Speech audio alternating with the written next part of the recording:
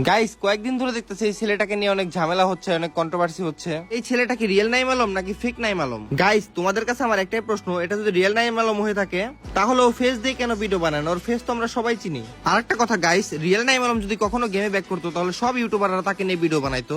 Guys তোমাদেরকে আমি একটা ভিডিও দেখাচ্ছি, রিয়েল নাইম আলম যখন বিদায় নিল তখন কাবু ভাই একটা ভিডিও আপলোড করলো আর 2.5 বছর আগে। এই ভিডিওটা তোমরা দেখো। চিরতরে বিদায় নিয়ে নিল নাইম আলম অথবা গেমিং উইথ নাইম, বাংলাদেশের ওই ছেলেটা যে কিনা MP40 দিয়ে আগুন ধরাতো, one of the best mobile player, যে কিনা বাংলাদেশের সেরা একজন রিপ্রেজেন্টার, সে চলে গেল ফ্রি ফায়ার ছেড়ে।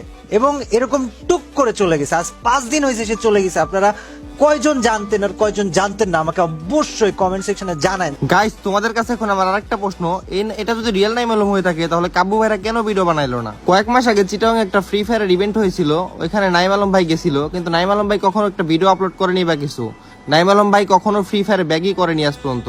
আর এটা যদি রিয়েল নাইম আলম হয় তাহলে টিকটকার হওয়ার জন্য আসছে নাকি? তার এত বড় ইউটিউব চ্যানেল, ফেসবুক পেজ ছেড়ে সে টিকটকে আসলো টিকটক করতে?